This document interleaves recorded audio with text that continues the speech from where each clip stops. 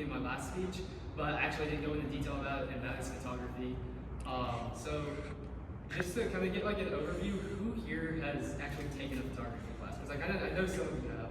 All right, a couple of you, great. So for you guys, might just be like a little refresher, probably hear some stuff you've already heard. For you guys that haven't, maybe you'll learn something. So I want to start out with like the cameras themselves. There is so many different brands of cameras. I can make a list like this long and bore you guys with it. I'm not going to do that. I'm going to talk about the three, probably the three most well-known ones, and that is the Canon, the Sony, and the Nikon. So right here, I actually have a Canon with me. They're the cameras our school uses for yearbook and photography classes. I personally own a Sony. I like them more. I don't have it with me because I didn't bring it to school.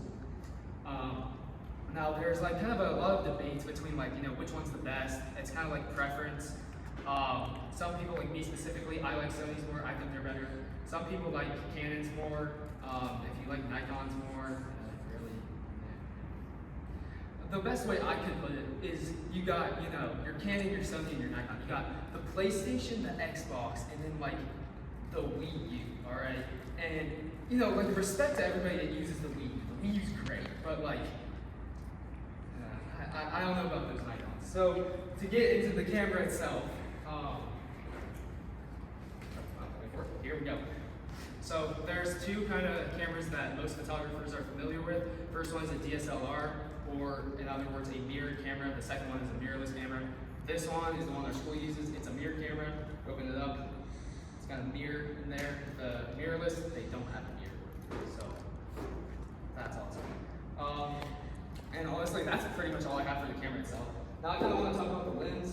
The lenses are classified with three different things. The first one is the brand of the lens. The second one is the range that the lens zooms. The third one is the f-stop on it, which you probably don't know what that is, but I'll get into that later. So this, for instance, is a Canon 18 to 55. Doesn't even have the f-stop on it because it's just not really good.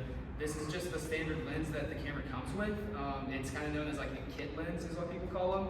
They're really cheap. If you want to buy one, you can probably buy one of these for like 50 bucks.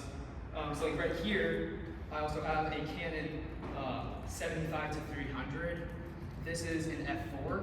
And there's some lenses out there that are like depending on certain things on it, more expensive than others. Personally, if you buy them from the camera brand itself, so like this is a Canon, it's going to be more expensive than certain other brands of lenses. Not that they're like any better. I mean, I would say they are better, but like not too much better. It's not going to really cost you to buy an off-brand lens that much.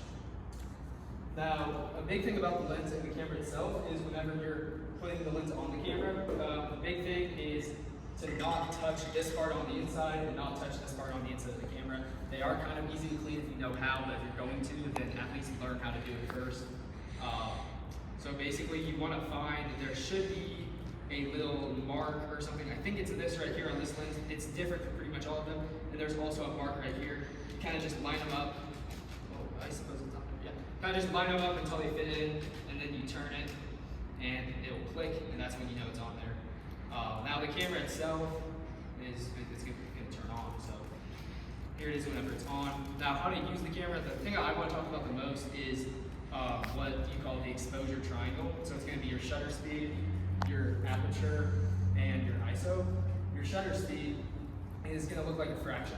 And basically what it does is it will affect, they all affect the lighting of the picture, but shutter speed specifically affects how, I guess, like blurry it is.